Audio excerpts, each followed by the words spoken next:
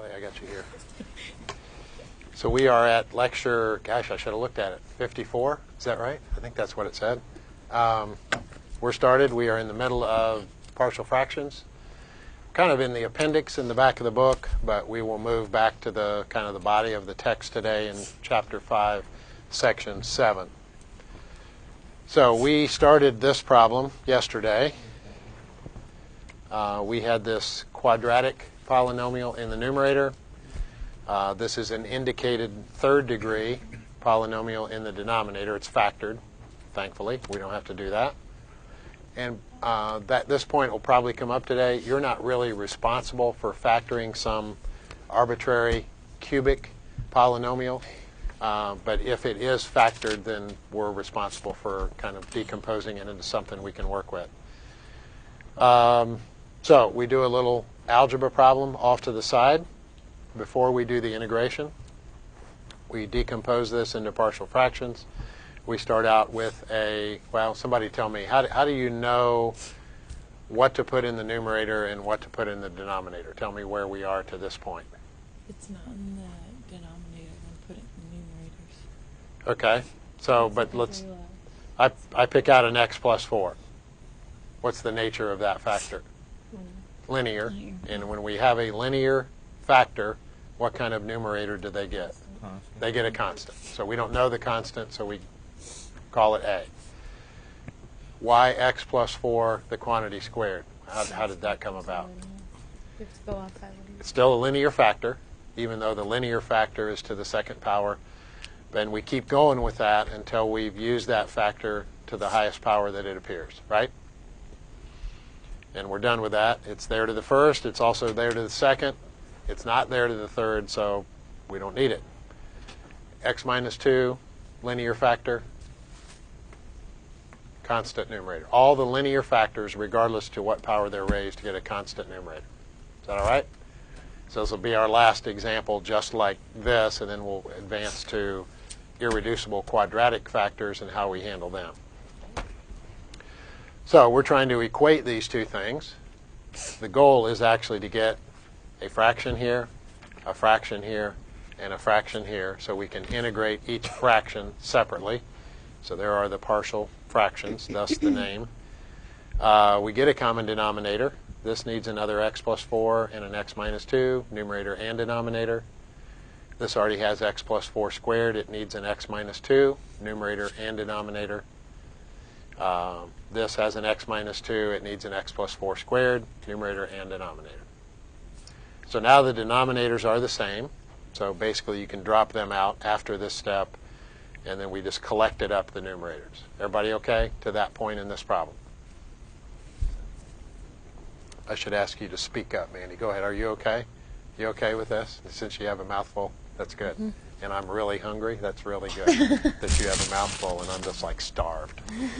All right, so we drop the denominators out. And we see what happens to make these numerators the same. Let's multiply it up as we go. X times x is x squared times a, so we've got ax squared. What's the next term in that? 2ax. Does that sound right? And the last term? Negative 8a. Okay, I'll go ahead and do my part and do the next one. That would be, aren't I just generous here this morning? Bx. Of course, I'll probably miss it now. Minus 2b. All right, and what's the next term? Cx squared. Plus 8cx. Plus 8cx. Plus 16c. Plus 16c. All right, we did a problem similar to this yesterday. Once we've got everything, we've got the denominators the same. We drop them out. We equate the numerators. So we really haven't done anything with the left side. What was the next thing we did on the right side of the equation? Factor it out. Collect up like terms. Okay?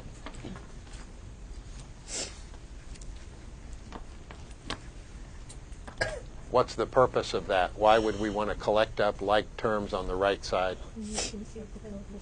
Okay, so we can compare them to the terms that are on the left side of the equal sign, and we can get some equations set up that way. All right, so how many x squared do we have? A plus c? Yeah. So we've taken care of, I'm going to mark that out. We've taken care of that. We've taken care of that. How many x do we have? 2 plus 2b plus 8c 2a plus b 8c. plus 8c. And everything else that doesn't have an x squared or doesn't have an x is a constant. So we'll put all those together. So what is that? Negative 8a Yeah. minus 2b 16c. plus 16c. Now, the bad thing about these problems is they take a while. There's a lot of work to a problem like this. None of it is that difficult. It just is kind of lengthy. And we're still at the stage where we have a lot to do yet. But rest assured that when you get to the point where you know A and you know B and you know C, integrating the problem once you're done with this ought to take a few seconds. It's not going to take long at all. So this is the work to the problem. All right, so give me some equations based on what you see left side and right side. A plus c has to be 6. The coefficient of x squared over here must be equal to the coefficient of x squared over here. What else? 30 plus 8c B plus 8c equals 35. And everything else that's not an x squared and not an x must be equal to 50. Negative 8a minus 2b plus 16c must be equal to 50. Everybody all right with that? So how do we proceed? A little bit different. Now we have, in a way, we kind of have 3 equations, but yet we have 3 variables. It's a little bit reduced from that, but that's the potential that we have at this point in time. How do we proceed? You can either substitute or add the equations together Okay?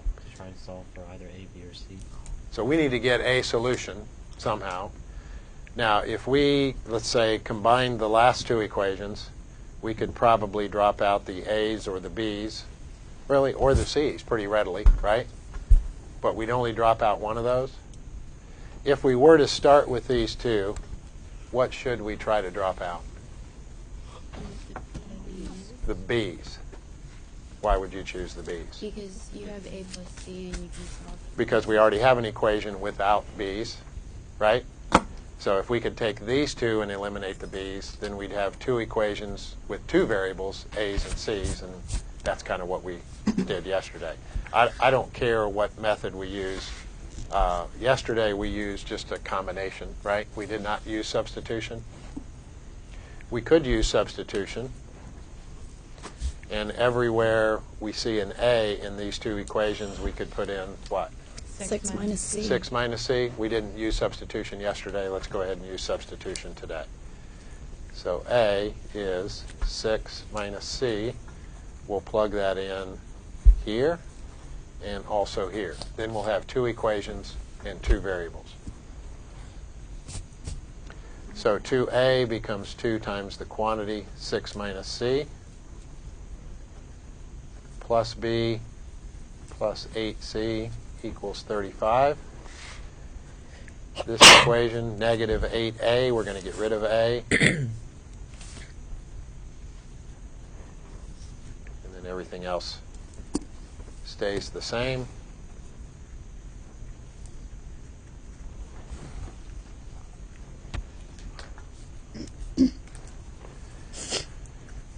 All right, so let's gather up like terms in this first equation. What do we have?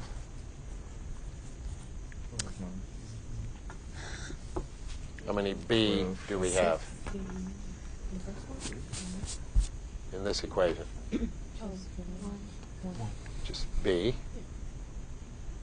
plus how many C do we have? 6. We've got 8C, and we're going to lose 2C, 6C. Is that right? Yes. And then we're also going to have a 12 over here. So let's subtract 12 from both sides. 23? Oh, yeah. Is that all right for the first equation? Is that all right, Mandy? Yep. Okay. See, she's finished now with the bagel. Second equation. How many B do we have? Negative. Negative 2b. Negative 2B. C, we've got 16 here, and we add 8 more, Yes. 24. And then we're going to subtract 48. So let's add 48 to both sides. 98.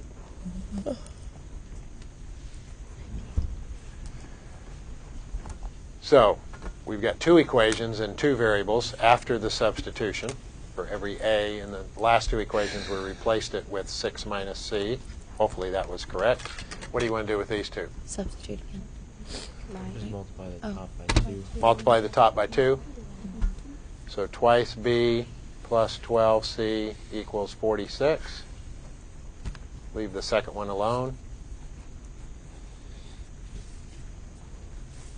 And combine them. Add them. So the B and the negative 2B are going to drop out. We've got 36C. And what is their sum? 144? Divide both sides by 36. What is 144 divided by 36? 4. 4. Now that we have C, we can go back into this substitution that was made. And A is 6 minus C. So it's 6 minus 4, which is 2. And now that we have C and A, then we can take any of the equations, the other two equations, and solve, or basically any equation, right, except for the first one. First one doesn't have any B's in it, so either this or this or this or this, right? Let's use this one. So B plus 6C is 24. B plus what? That's 23, isn't it? Thinking ahead. 6C is 24. So if that is true, B is negative 1. Now, we obviously are kind of reversing a problem that we started with. We started with the three fractions, and we combined the three fractions into the original integrand for this problem. So we know that the answers are, in fact, correct, that A was 2, and B was negative 1, and C was 4. So we've kind of got a built-in check on this problem. Now let's substitute those values back in. For A, we're going to plug in 2 right there. For B, we're going to plug in, what was it, negative 1? And for C, we're going to plug in 4. So the original integration problem becomes the integral of 3 smaller decomposed fractions. The goal is that hopefully it's easier. I think we'll all agree when we get to that point that it is, in fact, easier. So we started with this.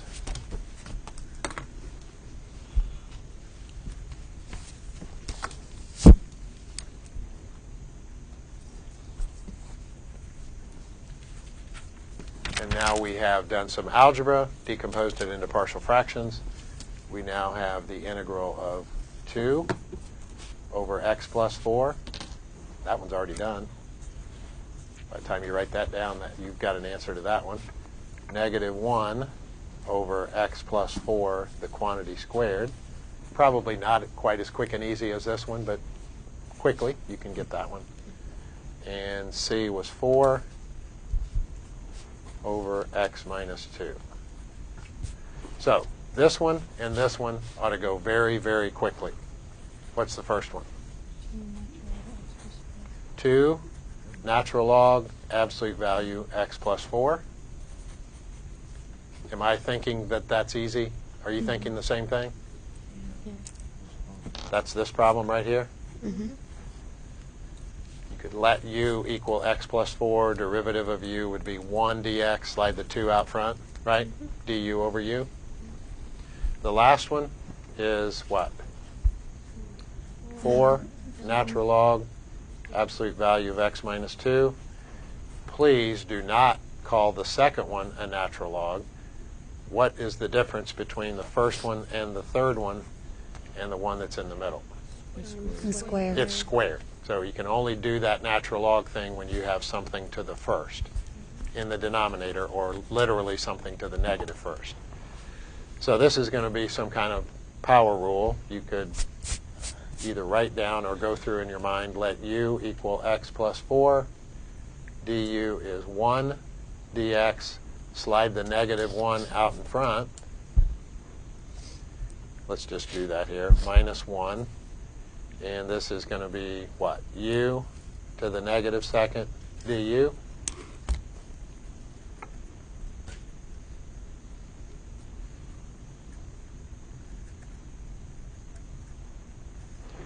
What's the integral of u to the negative second du? Negative. Okay, negative u to the negative first, right? Or u to the negative 1 over negative 1. And what is u in this problem? X plus 4. Okay, so we got a couple of negatives going, so this is back to positive. Yeah. Is that right?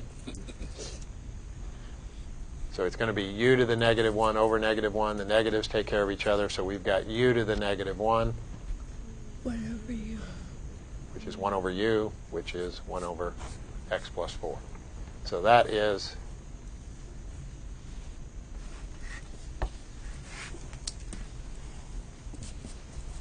that one, integrate. Not a natural log, it's a power rule. You've got something to the negative second, so it integrates as that same thing to the negative first over negative 1. So quick and easy there. Few seconds here, maybe a few more seconds in the middle. So the integration, I don't think, is the part that's going to be the difficult part. The other part, breaking it down, decomposing it into pieces that we can integrate. Now, is that the worst kind that we're going to encounter? No. Actually, quadratic can be a little bit uglier. So any questions on that before that gets moved?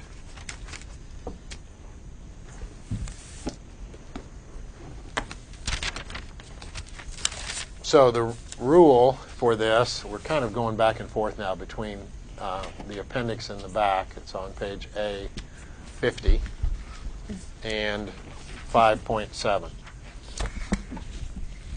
from the regular part of the text.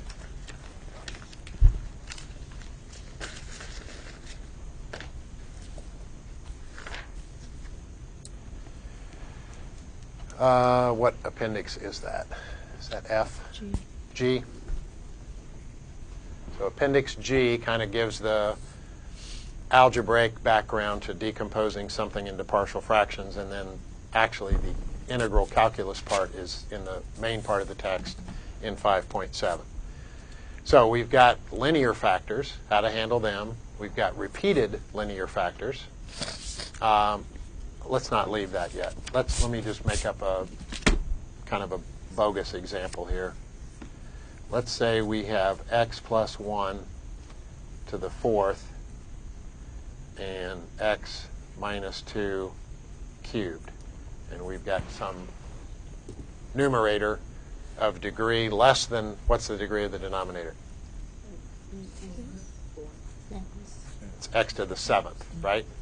So the numerator is of lesser degree than x to the 7th. And we're supposed to integrate that. So we want to decompose this thing.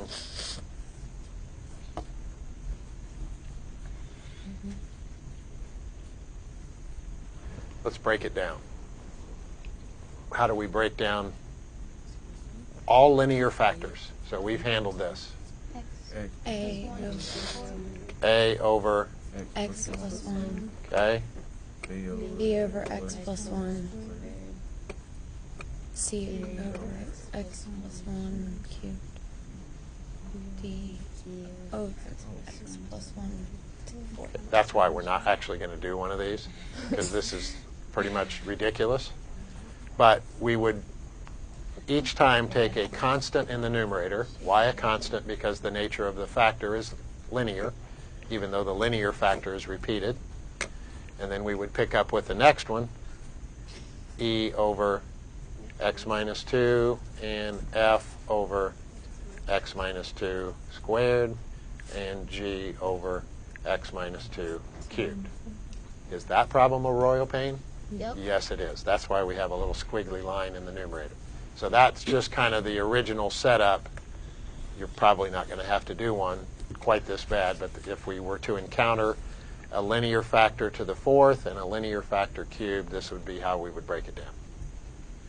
Is that all right? Now, actually, this could be a test question. No. This right here, with a squiggly line in the numerator. And you would stop here. What would be the first step of the partial fractions decomposition? Make sure you put that on the test. Yeah, that could be a part of a question. But I wouldn't ask you one quite this ugly, because that's way too much time. Yeah. All right, now let's go on to the next case where we have an irreducible quadratic factor. An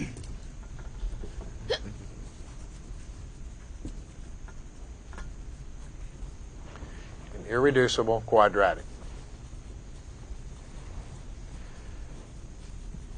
So let's take the fraction, 2x squared. I don't think we need to go quite all the way back to square 1 or square 0 like we did before. Here's what you did in algebra. Here's how you combined the fractions.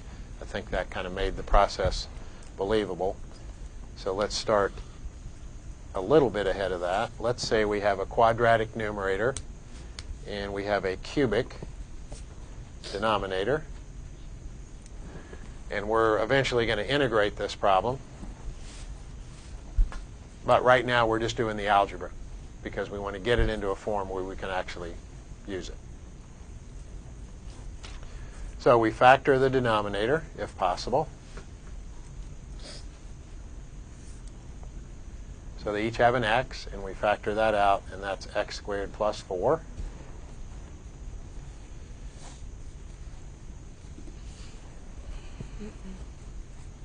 So again, the degree of the numerator is smaller than the degree of the denominator.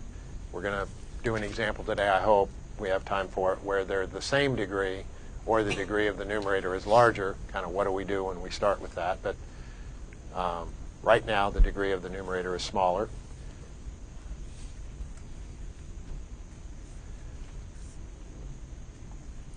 So we have two factors in the denominator. One of them is linear. This is linear.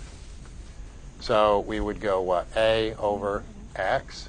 That's what we've been doing. Now the new piece is this is an irreducible. Everybody agree that that cannot be factored? Mm-hmm. X squared, you can't factor the sum of two squares. If this were the difference of two squares, you could factor it, and then they'd all three be linear. This is an irreducible quadratic factor. So we have to allow for a fraction that would have that as its denominator. What do you think the nature of the numerator is going to be when we have a quadratic denominator? Yeah. Linear. Bx plus That's right. So it's linear. We don't know how many x we have. We don't know if there is, in fact, a constant tied onto that. So if the other one made sense, linear factor, constant numerator, this one ought to make equal sense. Quadratic denominator, the degree of the numerator is 1 behind. It's linear. What do you think we would do with a repeated quadratic factor? You'd repeat the no. There'd be a dx plus c over x squared plus 4, the quantity squared. And we would run that through just like we did with the linear factors. I probably won't show an example like that. But C again. pardon? It'd be plus C every time. It'd be plus something, dx plus e. We'd have to allow for the fact that they would be different. I don't know what I said, but what I meant to say was that we'd have a new coefficient of x and a new constant in the numerator. But we only have it to the first. So this is the decomposition. Is that all right? Linear factors require a constant numerator. Irreducible quadratic factors require a linear, arbitrary linear numerator. We just don't know the coefficient of x. We don't know the constant. Is it possible that the coefficient of x could be 0? It is possible. We could come up with b equals 0. We could also come up with c equals 0. We probably will not come up with both of them being 0. All right, so what do you think is next? Set the numerator equal to. Okay, common denominator. So multiply here by x squared plus 4. And multiply here by x. So now the denominators are the same. Actually, I think I'll write down one more step here.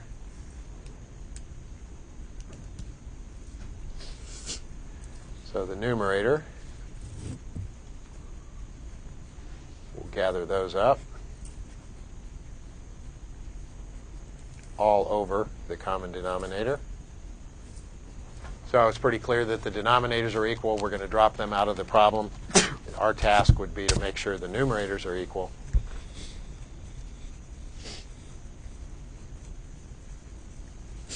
So let's multiply on the right side as we go. How many x squared total are we going to have?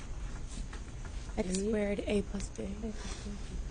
We're going to have ax squared, and we're going to have, what, a bx squared, right? So a plus b. Sorry, tricking you there. How many b are we going to have? How many Bx x squared. are we going to have? C. I do know the alphabet, actually, believe it or not. No, Just cx, right? That's the only x term we have. And then everything else that doesn't have an x squared, doesn't have an x, that's a constant. So let's group those up. What are they? 4a, and that's it, right?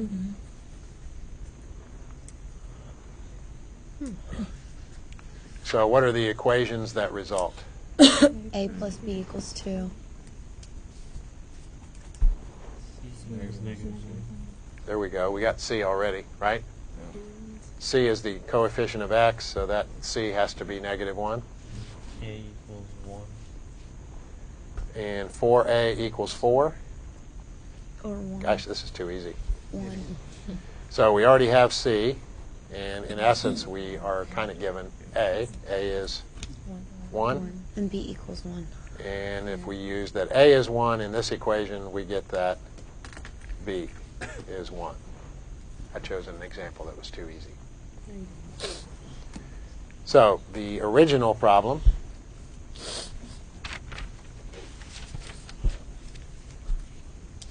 is an integral problem.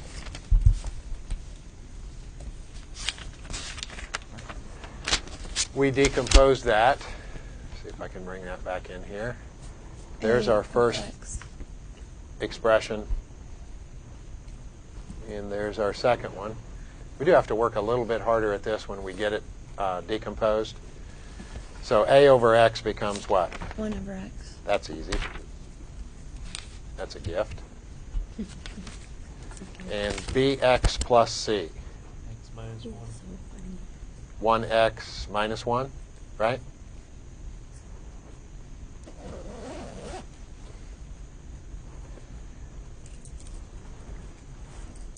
Everybody agreed? That's the decomposition, and that's the goal, to get it broken down. The first one's easy. In fact, the answer is what? ln. All right, this one can be broken up further. Not with this A, B, C mentality, but it is the difference of two things over this denominator. So let's make it x over x squared plus 4 minus 1 over x squared plus 4. Is that all right? Anytime you have a sum or difference in the numerator, you can break it down into each individual piece of the numerator over the entire denominator. So x over this denominator minus 1 over this denominator. Now I think it's pretty easy. The last one I think is easier. Didn't we do a kind of a generic inverse tangent thing yesterday? If we have something, I'll come back to this sheet. If we have something in this form,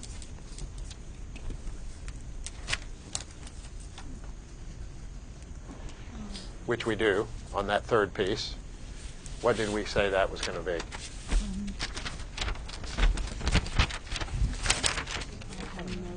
1 over a inverse tangent of u over a. Normally you'd put a plus c there, but ours is a part of it. We'll put a plus c when we're done. Remember that? Yeah. We kind of did battle with that, so we don't have to do that battle again right now. So what is this last piece right here?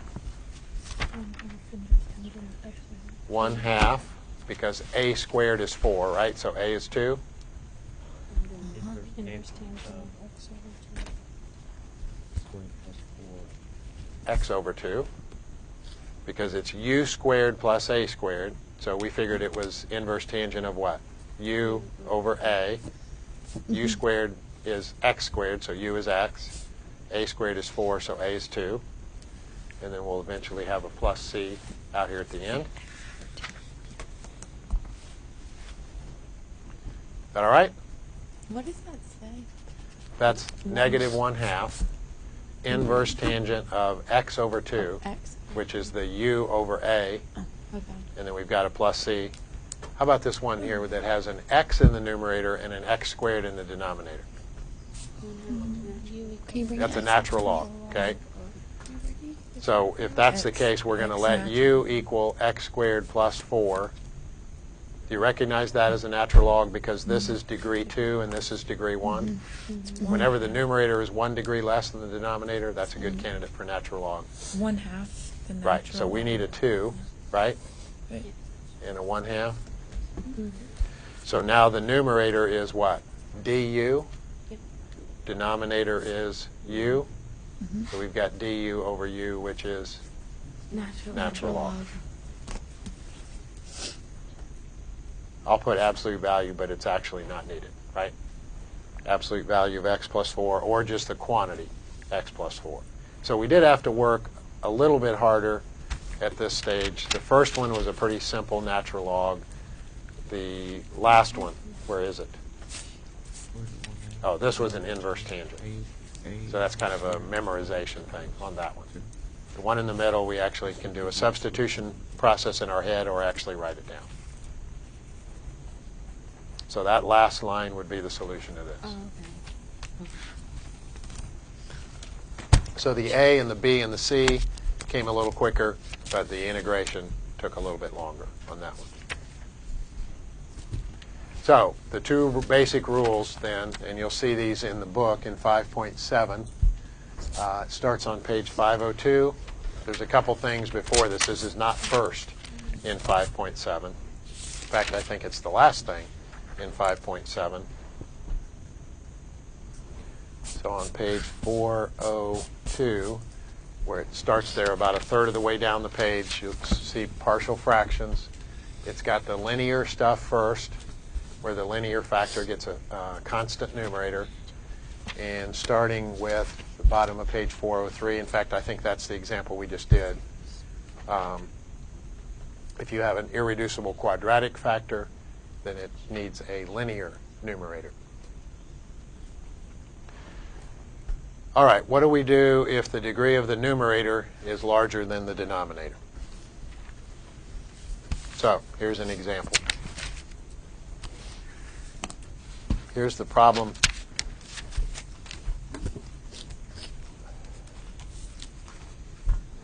And this is, I'll be honest with you, this is borderline not middle of the road at all. In fact, probably means it's not necessarily a test question. But there are some parts of this that are worth looking at. So at least we know what to do when the degree of the numerator is larger.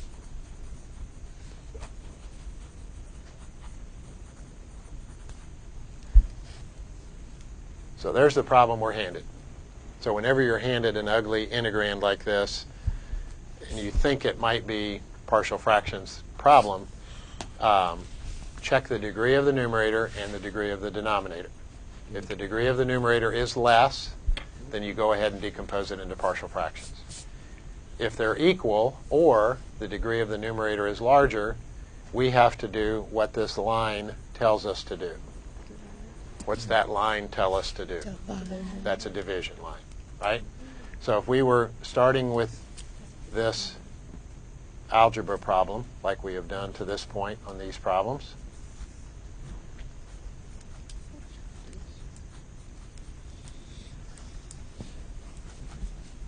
we would take x to the fourth, doesn't this look delightful, minus 2x squared. I think I might leave that open for my kind of a placeholder. I don't have any x cubes, right? You don't have to do that. Minus 2x squared plus 4x plus 1. So I've got x to the fourths, x cubes, even though there weren't any. I kind of left it open. X squareds, x's, and constants. And we are dividing by x cubed minus x squared minus x plus 1.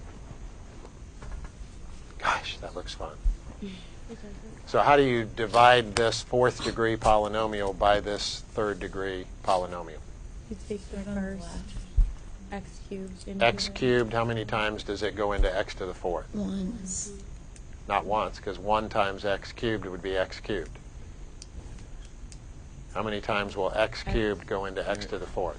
X.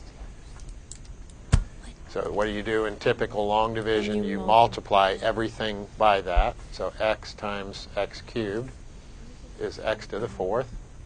X times minus x squared is negative x cubed. X times negative x. And x times 1. So you see how many times the first term of the denominator goes into the first term of the numerator, just like normal long division. Then you multiply that, just like normal long division. And what do you normally do with this thing you bring down? You subtract. Right?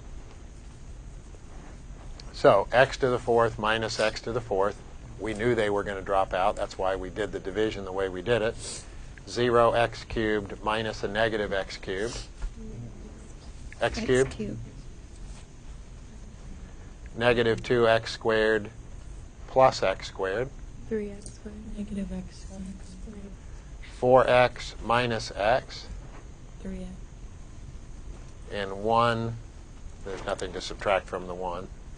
So I'll basically bring down the next term, right? Mm-hmm. Are we done with the division? No. Now you go to the next. Okay, now because this is x cubed and our remainder at this point is also x cubed, we continue to go. We stop when it's of lesser degree, right? X cubed into x cubed goes once.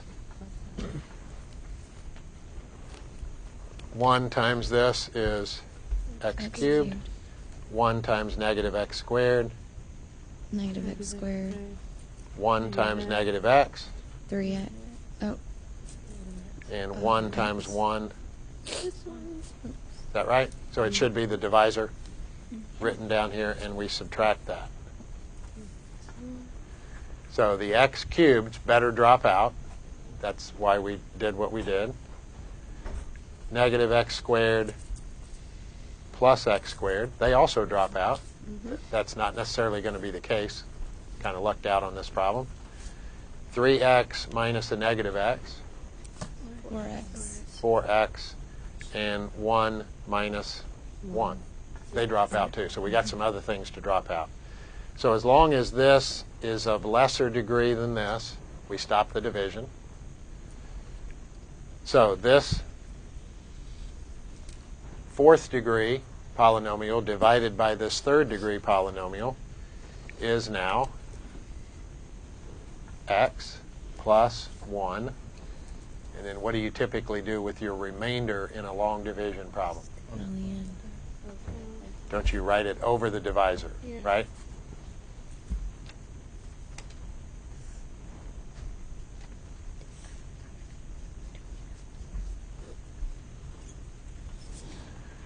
So if you were doing a long division problem with numbers and you had a divisor of 5 and a remainder of 1, you would put a plus 1/5, right, on the end. So it's remainder over the divisor. So here's our original problem, was to integrate this, right? Now we've done this division, and we have something new to replace for this quotient, and here's the quotient. So now we're going to integrate this whole thing with respect to x. So depending on how long the division is, the first piece or the first couple of pieces are going to be easy. The integral of x with respect to x is x squared over 2. The integral of 1 with respect to x is x. And then we've got this stubborn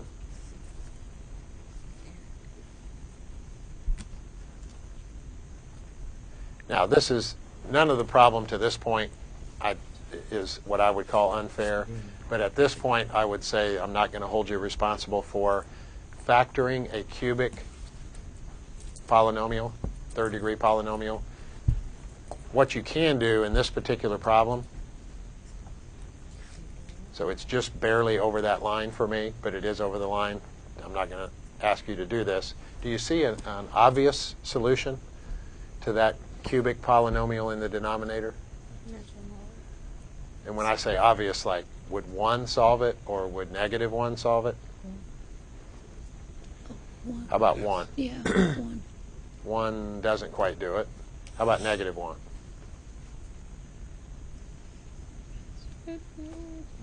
Yes. Does negative 1 work? Yeah. If negative 1 solves it, what is the factor that goes along that causes x equals negative 1 to be a solution? X plus 1 would be the factor, right? So this is the part that I think is unfair, is trying to guess to what the factors would be. So it looks like x plus 1 is a factor of the denominator. And if you know a factor of the denominator, how could you go from there to get the other factor or factors divided out? Okay? That's, again, why I think it's unfair. It's kind of guess and check, and then take this cubic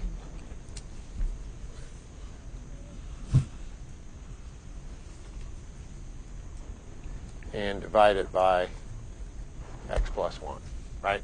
Then we could get the quadratic. Maybe the quadratic is also factorable. I don't know how bad this is. Let's see what it is. X goes into x cubed, x squared times. What do we have? X cubed plus x squared. We subtract that. Minus 2x squared. Does that look right? How many times will x go into minus 2x squared? Negative 2x. Negative 2x times x is negative 2x squared.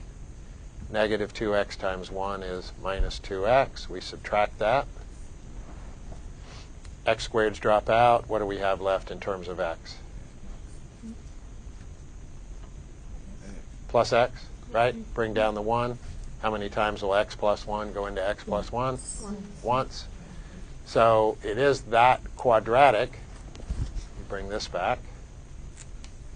X squared minus 2x. What was it? Plus 1? Now, does that factor again? Maybe. X minus 1? Something happened here. Did I make an arithmetic mistake? Isn't this x minus 1 squared? Yeah. I think I made an arithmetic mistake somewhere. You're not supposed to do that. Well, didn't we say that 1 wasn't going to work?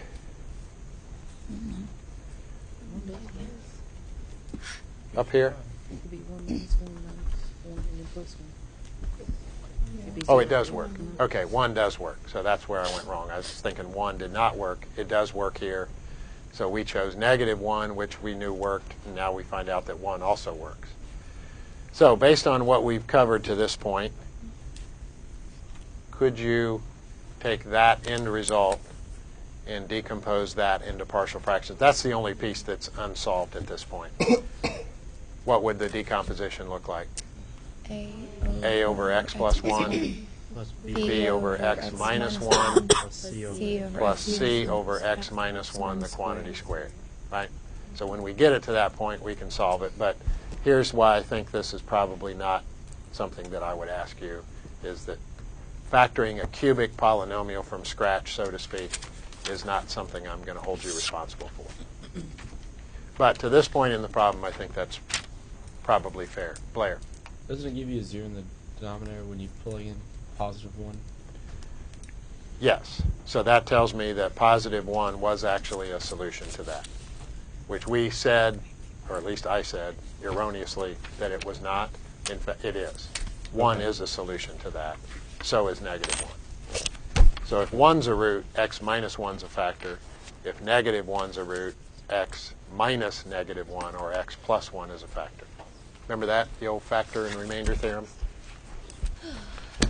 All right, so that should finish us with partial fractions. Those problems in 5.7 that deal with partial fractions, I would urge you to take those 5.7 problems and do those for tomorrow. Prepare those for tomorrow so we can talk about those if there's any question, and then go on to the other stuff in 5.7. Thank you for your attention.